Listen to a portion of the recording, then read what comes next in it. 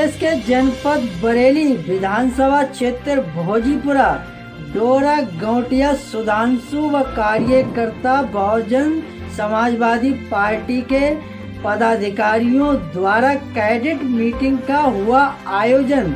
आदाब, मैं हसरुद्दीन, आप देख रहे जलाल न्यूज 901 टीवी चैनल के माध्यम से इस खबर से रूबरू व साक्षात्कार कराते हैं।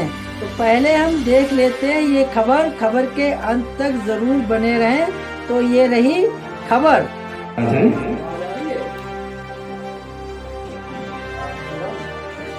आ जाए, आप भी आ जाए, विधानसभा अध्यक्ष जी, प्रधान जी, सारे लोग आ जाए। और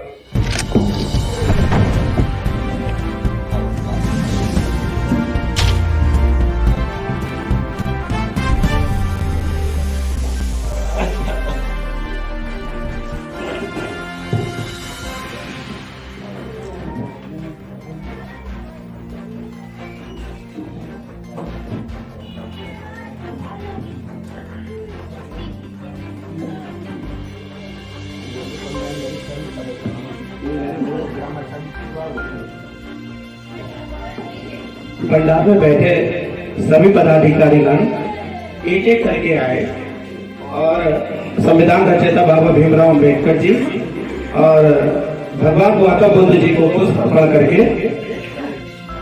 अपने अपने स्नान देते अर्पण करें।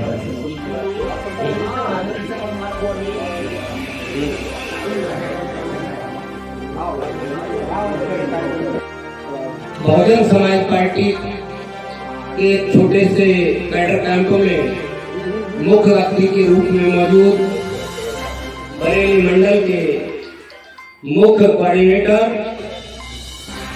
परम आदरणीय माननीय विजय सिंह जी हमारे बीच मौजूद हैं।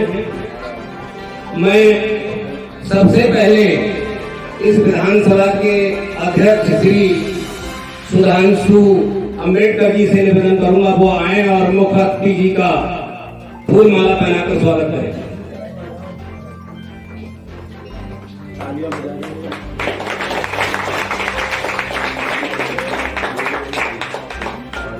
दूसरे बरेली मंडल के प्रभारी माननीय रामदास कश्यप जी का इस सेक्टर के अध्यक्ष क्या राजेंद्र गौतम जी से मैं निवेदन करूंगा वो आए और उनका फूल माला पहनाकर स्वागत करें। दूसरे बरेली मंडल के प्रभारी माननीय सत्यपाल गौतम एडवोकेट साहब का विधानसभा अध्यक्ष श्री सुधांशु अम्बेडकर जी फूल माला पहनाकर स्वागत करें। मुझे इच्छा दे दो जी जिससे आपको स्वागत कराना है, लाओ मैं बोल दूं या फिर आप अब कर लेंगे।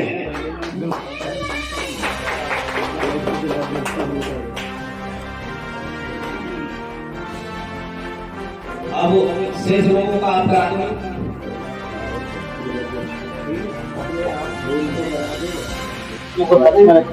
क्या ये कार्यक्रम जो रखा गया है ये बहुजन समाज पार्टी का विधानसभा भोजीपुरा में कैडर कैंप का प्रोग्राम रखा गया है, जिसमें कार्यकर्ताओं को हमें आवश्यक जानकारी देनी पड़ती है ताकि क्षेत्र में जाएं और जो विकास कार्य करें और बहुत से कार्य करें। हमारी पार्टी ने सरकार हमारी रही है तो लोगों को अवगत कराएं, इसलिए कैडर कैंप। जी ये जानना चाहेंगे जिस तरह से अन्य पार्टियां जैसे भी आपने कहा कि कार्यकर्ताओं को क्षेत्र में जाने की बात समझाते हैं, तो जिस तरह से अन्य पार्टियां क्षेत्र में सक्रिय दिखाई देती है, बहुजन समाज पार्टी की सक्रियता बरेली में कम क्यों है? बहुजन समाज पार्टी की सक्रियता बरेली में लगातार मैं भी कई बार आया हूं और मीटिंग चल रही है, विधानसभा में गठन भी चल रहा है और सक्रियता धीरे धीरे बढ़ाई जा रही है। विधानसभा चुनाव में जो आगामी विधानसभा चुनाव है उसमें क्या बहुजन समाज पार्टी किसी के साथ गठबंधन? बहन जी, आने वाले समय में किसी भी पार्टी से गठबंधन नहीं करेंगी, क्योंकि बीएसपी ने 1993 में सपा से समझौता किया हमारे 67 विधायक आए और उसके 130-40 के आसपास विधायक आए। उसके बाद 96 में कांग्रेस से समझौता किया। कांग्रेस के 23 विधायक की जगह 43 विधायक हो गए, लेकिन हमारे 67 के 67 विधायक रहे, हमें कोई फायदा नहीं हुआ। और उसके बाद जो चुनाव 2002 में हुआ, बिना किसी गठबंधन के, तो हमें 100 सीटें हमारी आई बिना किसी गठबंधन के। खुद अकेले चुनाव बीएसपी ने लड़ा। गठबंधन से हमारी वोट जो हमारे समाज की है, हमारे बहुजन समाज की वोट तो चली जाती हैं, लेकिन जिस पार्टी से समझौता करते हैं उस पार्टी की वोटें हमें नहीं मिल पाती। इस वजह से संगठन समझौता करने से कोई फायदा हमें नहीं हुआ। उसके बाद 2007 में किसी भी पार्टी से गठबंधन बहन जी ने नहीं किया और हर समाज से भाईचारा बनाया, और भाईचारा बना करके पूर्ण बहुमत की सरकार 2007 में बहन जी ने बनाई।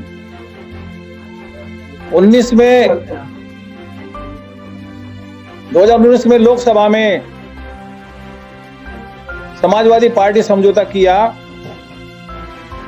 और समझौते में जब लड़े चुनाव, जहां मुस्लिम और दलित वोट थे वो सीटें जीते, जहां पर ज्यादा वोट थे और मुस्लिम वोट थे वहां पर सीटें हारी, क्योंकि यादव समाज बीजेपी के अंदर चला गया था। क्योंकि माननीय मुलायम सिंह जी,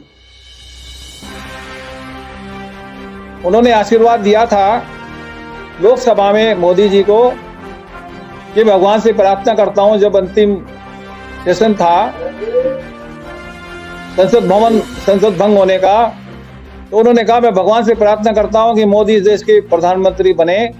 तो यादव समाज ने समझा बिल्कुल नेताजी इशारा कर रहे हैं, इसलिए वो बीजेपी में चले गए, और इससे समझौते से कोई फायदा नहीं हुआ। तो ऐसे अभी आपने कहा कि गठबंधन से कोई फायदा नहीं हुआ, तो जब अकेले लड़ने की बात है तो लगातार मायावती जी सोशल इंजीनियरिंग की जो बात करती थी वो कहीं ना कहीं खत्म हो गई, और हिंदुत्व की तरफ ढलती दिखाई दे रही है। उनके बयानों में साफ नजर आता है कि हम बाकी पार्टियों का विरोध करेंगे लेकिन बीजेपी का विरोध करती नजर नहीं आती। देखिए 2002 में जो समझौता बहन जी ने किया, बीजेपी के साथ मिलकर सरकार बनाई। जब बहन जी मुख्यमंत्री थी तो बीजेपी ने दबाव बनाया कि हमारे साथ आपको मिलकर चुनाव लड़ना है, प्रदेश आप संभालो, प्रदेश की सरकार, और केंद्र में हम संभालते हैं, हमें मिलकर चुनाव लड़ना है, इसलिए आप यूपी को संभालो। तो बहन जी ने कहा कि देखिए हमारी विचारधारा नहीं मिलती, मेल नहीं खाती, आपकी विचारधारा अलग है, हम चुनाव में बीजेपी से कभी समझौता नहीं करेंगे। इसीलिए बहन जी ने इन्होंने कहा कि अगर समझौता नहीं करोगे तो सरकार गिरा देंगे। बहन जी ने 25 अगस्त 2003 में बहुत बड़ी रैली लखनऊ में बुलाई, और बुलाने के बाद बहन जी सीधे राज्यपाल के पास गई और इस्तीफा देने के बाद आई कि इन्होंने ऐसे दबाव बनाया, हम दबाव में चुनाव इनके साथ समझौता नहीं कर सकते, विचारधारा में हमारा बहुत अंतर है। बीजेपी की हमेशा विरोधी बीएसपी रही है।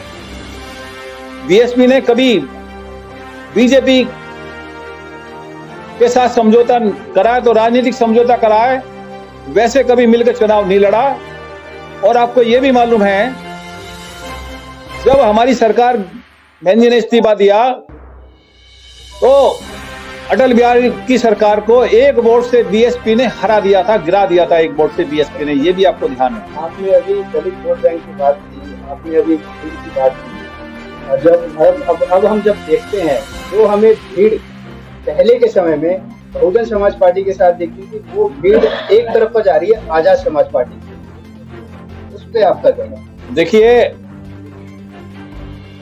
कांग्रेस की नीति रही है, जब बाबा साहब देश के नेता थे, इन्होंने हमारे लिए लड़ाई लड़ी, तो बाबू जगजीवन राम को कांग्रेस लेके आई थी। बाबा साहब देश के नेता ना बन जाएं, जगजीवन राम जी को नेता बनाया कांग्रेस ने। जब जगजीवन नहीं रहे तो मौर्य जी को बनाया, और मौर्य जी उनको उल्टा सीधा बोलते थे, आपस में लड़ाने का काम कांग्रेस करती थी। जब वो जगजीवन राम नहीं रहे, मौर्य जी थे, तो चांद राम को उनके सामने लाए, यानी वो हमेशा भिड़ाने का काम करते रहे। आज भी वही स्थिति है। कांग्रेस ने जानबूझ करके दलितों को बांटने की कोशिश करने का काम किया है, और ऐसे ऐसे लोगों का काम लेके आ रहे हैं जो आरएसएस के, बीजेपी के लोग थे। इस तरीके से कजलोरकर, जो बाबा साहब का पीए था, कजलोरकर को कांग्रेस ने खरीद करके बाबा साहब के सामने खड़ा किया, और बाबा साहब को हराने का काम कांग्रेस ने किया। आज वही काम बीजेपी और कांग्रेस कर रही है, ताकि दलित समाज आपस में भिड़े और अलग अलग हो जाए। जैसे महाराष्ट्र के अंदर आरपीआई के 20 टुकड़े हो गए हैं, और 20 टुकड़े अलग अलग चुनाव लड़ते हैं, तो समाज की वोट बढ़ जाती है। इसी तरीके से बीजेपी, आरएसएस और कांग्रेस ने मिलकर के उत्तर प्रदेश में बहुत सारी पार्टियां बनवाई हैं, उनको पैसे दे दे करके बनवाई हैं, जिससे ये दलित समाज, बहुजन समाज आपस में बिखर जाए। और जैसे यूपी में सरकार बनी है, कभी दोबारा सरकार ना बने। और ये महाराष्ट्र इसको बनाना चाहते हैं कि महाराष्ट्र से बहुत सारे लोग आए, विंग आए, जो बीएसपी को खत्म करने के लिए। इसीलिए क्या बसपा फिर से अपना पिछला वोट बैंक हासिल कर पाएगी इस विधानसभा? बहुजन समाज पार्टी आने वाले समय की तैयारी कर रही है। आने वाले समय में, इस समय जो हुआ है, बीजेपी ने नाटक, इसने कांग्रेस ने नाटक किया, समाजवादी पार्टी ने नाटक किया कि संविधान बचाएंगे, क्योंकि हमारा समाज, बहुजन समाज बाबा साहब को बहुत चाहता है, प्यार करता है, उनके कहने पे चलता है जो उन्होंने कहा है। तो संविधान हमारे लिए एक पवित्र ग्रंथ है। संविधान बचाने की बात आई तो लोगों ने समझा कि पहले संविधान को बचा लेते हैं। जिस तरीके से एक किसान के पास 11 महीने का राशन है, उसने सोचा 1 महीने भूखा रहना है, उन्होंने सोचा बाद में भूखा रहेंगे, पहले क्यों ना भूखे रह ले। हमारे समाज ने ये गलती करी कि संविधान बचाने के चक्कर में, जिन्होंने संविधान बचाने के चक्कर में गठबंधन के पास गए, और बाबा साहब ने एक बात कही थी समाज से, ए बहुजन समाज के लोगों, यदि महलों वाला कोई बुलाए तो शौक से चले जाओ, लेकिन अपनी झोपड़ी को आग लगा के मत जाना। जब महलों वाले तुम्हें भगाएंगे तो तुम कहां रहोगे अगर तुमने घर में आग लगा दी। तो हमारे समाज के भोले लोगों ने, जो पढ़े लिखे ज्यादा समझते हैं, बुद्धिजीवी, उन्होंने ये इनकी चालें नहीं समझ पाए और संविधान के नाम पे वोट दे दी। उसी वजह से आज उन्होंने अपने घर में आग लगाई, लेकिन उन्हें सबक मिल गया कि हमने घर में आग लगाई है, हमें पुनः विचार करना है। अगर वो गलती ना करते तो आज आरक्षण हमारा खत्म नहीं होता। आज बीजेपी, कांग्रेस ने मिलकर के जो ये आरक्षण खत्म कराया है, कांग्रेस नहीं बोली, समाजवादी पार्टी कोई नहीं बोली, जिन्होंने बस संविधान को लेकर के कसम खाई थी, सब चुप रहे, किसी ने कुछ नहीं बोला। और राहुल गांधी विदेशों में कहा है कि हम आरक्षण को खत्म कर देंगे जब हमारी सरकार बनेगी। तो हमारा समाज समझ चुका है और सब एकजुट हो गया है। आने वाले समय में केवल हमारा ही समय है, क्योंकि सब इनके नाटक खत्म हो जाएंगे। और बीएसपी जो तेजी से जगह नीचे तक जा रही है, कार्यकर्ताओं तक जा रही है, कैडर दे रही है, उससे हमारा समाज फिर खड़ा होगा और फिर एकजुट होंगे। आने वाले 2027 की हम तैयारी कर रहे हैं, बिना किसी गठबंधन के चुनाव लड़ेंगे। 2027 के चुनाव में आप बीएसपी को कहां पाते हैं, कितनी सीटें जीतने का लक्ष्य रखते हैं? देखो, बीएसपी ने जो लक्ष्य रखा है, जो हमारा बहुजन समाज हुआ था, जो भाईचारा बनाकर के सब समाज के साथ समझौता किया था, अपर कास्ट हो, चाहे ओबीसी हो, मुस्लिम समाज हो, सब समाज को लेकर चलने का प्रोग्राम बहन जी ने बनाया था, वही फिर उन्हें लागू किया है। सब समाज को लेकर के हम पुनः सरकार बनाने का इरादा रखते हैं। पार्टी का मुकाबला आजाद समाज पार्टी से कहा जा रहा है, ये कहा जा रहा है कि लगातार ये बहुजन समाज पार्टी की जगह आजाद समाज पार्टी ले लेगी। नहीं, ऐसा कुछ नहीं है। आजाद समाज पार्टी का कहीं वजूद नहीं है। आजाद समाज पार्टी चंद दलालों की पार्टी है। वो बीजेपी से चंदा लेके आजाद समाज पार्टी खड़ी हुई है और एक जगह नगीना जीतने से कोई बसपा का स्थान ग्रहण नहीं कर पाएगा। बसपा बहुत ऊंची पार्टी है और हमारा तो यही मिशन है कि जब तक जिएंगे तब तक हाथी के साथ हैं। हम तो बसपा के अनुयायी हैं, डॉक्टर भीमराव अम्बेडकर के अनुयायी हैं, महात्मा ज्योतिबा फुल्ले के अनुयायी हैं, माता सावित्रीबाई फुले के अनुयायी हैं। ये हमारी विचारधारा के जो हमारी विचारधारा रखते हैं हम उन्हीं के अनुयायी हैं। हम तो सीधे सीधे एक ही बात है, ना आजाद समाज पार्टी, ना बीजेपी, ना सपा, हमें कोई पार्टी से मतलब नहीं है। हमें तो सिर्फ बसपा बसपा बसपा, क्योंकि हमारा अगर सीना फाड़ के देखोगे वो कहते हैं हमारे सीने में राम लक्ष्मण है, तो हमारे सीने में भी हाथी निकलेगा। जब भी हम वोट देंगे तो अपनी बहन मायावती को देंगे, चाहे मरते दम तक। इसलिए भैया आपसे अनुरोध है कि बसपा को आगे ले जाना है और हाथी का बटन दबाना है। जय भीम, जय संविधान।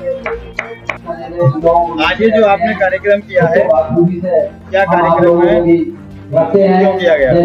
देखिए, सबसे पहले मैं आपको तो साधुवाद देना चाहता हूँ। आज जो आप हमारे मीडिया बंधु आप जो हमारे इस कार्यक्रम में पधारे हैं, इसके लिए बहुत बहुत साधुवाद। देखिए, जो कार्यक्रम आज जो रखा गया है, ये हमारे पार्टी के उच्च निर्देशानुसार हर विधानसभा जो कमेटी है उसके लिए कैडर कैंप जो कार्यक्रम चल रहे हैं, कमेटी कैसे सक्रिय हो और नए जो वोटर हैं वो कैसे जुड़े हैं, पार्टी लोग कैसे सक्रिय हो, उनके लिए जगह जगह मीटिंग चल रही है, जो कि कैडर कैंप चल रहे हैं। ये कैडर कैंप के पीछे रखा गया। आप इससे पहले भीम आर्मी में थे, भीम आर्मी के लिए आप क्या कारण था कि भीम आर्मी के बीएसपी में आए? देखिए, भीम आर्मी क्या है, वो हमारे जो बहुजन समाज पार्टी है कहीं ना कहीं हमारे बहुजन समाज को लोगों को तोड़ने की कोशिश कर रही है। और देखिए, अगर भीम आर्मी की बात कर रहे हैं तो ये अगर इन्हें मिशन मूवमेंट के लिए काम करना है तो हमारी बहुजन समाज पार्टी में अगर मिशन मूवमेंट हमारी बहुजन समाज पार्टी भी मिशन मूवमेंट के लिए काम कर रही है तो उन्हें क्यों ना अपनी पार्टी विलय करना चाहिए और बहुजन समाज पार्टी में काम करना चाहिए। और देखिए, रही बात आजाद समाज पार्टी की, तो आपको पता है आजाद समाज पार्टी मानव काशीराम के ऊपर चल रही है, मानव काशीराम के नाम पे उन्होंने पार्टी खोली है। अगर आजाद समाज पार्टी काशीराम के नाम पर चल रही है तो क्यों ना ये आजाद समाज पार्टी खुद काशीराम में आ जाते, क्योंकि काशीराम ने बहुजन समाज पार्टी की स्थापना की, क्यों ना इसमें समा जाते हैं ये लोग। ये देखिए, कहीं ना कहीं हमारे लोगों को तोड़ने की साजिश की जा रही है। जैसा कि दोस्तों आपने खबर के लिए जांचा परखा भली भांति देखा होगा, तो खबर थी बहुजन समाजवादी पार्टी के जिलाध्यक्ष व कार्यकर्ता पदाधिकारियों की उपस्थिति में प्रेस वार्ता व मीटिंग का कैडेट मीटिंग का हुआ आयोजन किस तरह। तो जैसा कि दोस्तों हम आपके लिए वही बताने का प्रयास करेंगे, आपने स्क्रीन पर भली भांति देखा होगा, तो उम्मीद करता हूं कि खबर उपयोगी और अच्छी लगी होगी।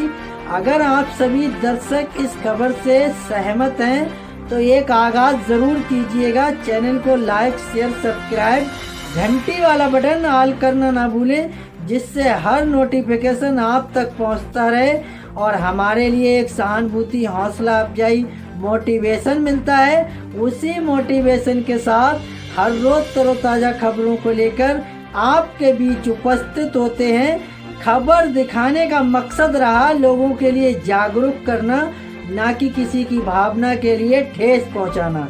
खबरों में हमारे साथ बने रहने के लिए हमारे चैनल जलाल न्यूज 901 के लिए सब्सक्राइब करें, जिससे तमाम छोटी बड़ी खबरें आसानी से मिल सकें। जय हिंद।